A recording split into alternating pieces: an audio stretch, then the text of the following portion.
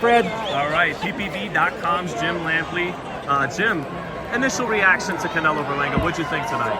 I think that was pretty much what we should have expected. A spirited fight, a somewhat bigger, stronger Berlanga making an impression.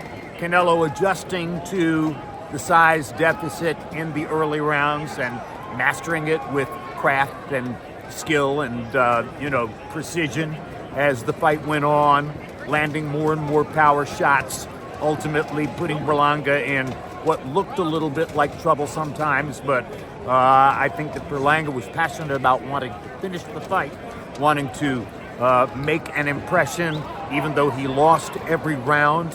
I think he earned Canelo's respect at the end, one of the great moments in boxing when they kind of fell into each other's arms at the end, and Canelo made clear, I noticed you. I know you were here. So on to what comes next. It was exactly the victory that we probably should have expected from Canelo, and everybody wants to see riskier opposition if he's willing to do it. Well, you saw Crawford last month in Los Angeles. You were here for Canelo tonight.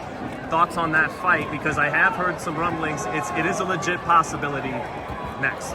I think it would be probably great for a lot of boxing fans if it's a legit possibility, but Crawford in Los Angeles against Madrimov did not look big enough to be fighting 168-pound Canelo Alvarez. I would have to favor Canelo to win the fight, even though there's certainly not the kind of skill gap that we saw here tonight. Crawford is an amazingly skillful fighter.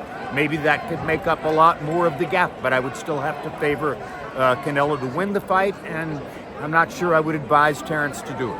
Did we see Canelo's age a little bit more tonight as opposed to in May against Munguia? I think it's hard to say whether we saw Canelo's age in any way, shape, or form, because Berlanga didn't have enough craft to take advantage if, in fact, there was any slippage there. So, no, I'm not going to say that. I think Canelo will be close to the end whenever he decides he's close to the end. As long as he's motivated, Chepo and Eddie are motivated, their lives all stay in order, he lives the way he lives, I don't think age is a factor.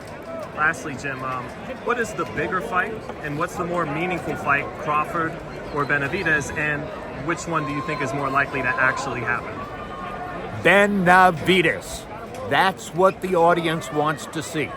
I don't think the general boxing audience is nearly as interested, and I love Terence Crawford, but I don't think the general boxing audience, the intelligent boxing audience, is nearly as interested at this point in seeing Terence Crawford try to scratch and sniff and see what he can do against the larger man. They want to see Canelo take on David Benavidez and master a seemingly dominant puncher. Do you think he'll take the fight, and who do you feel wins based on tonight? Well, it's a war of wills. Nobody's going to force Canelo to do anything. As long as he's got other options that the audience will pay to see as opposed to David Benavidez, I think he's enjoying stringing Benavidez out and frustrating him and making him wait. And if he can make him wait one more turn, I think he'll do that. Who do you got? Benavidez or Canelo? Who do you got? I still have to favor Canelo. Experience, craft, et cetera, but I think if there's anybody in the sport who might beat Canelo Alvarez, that is David Benavidez. Thank you, Jim.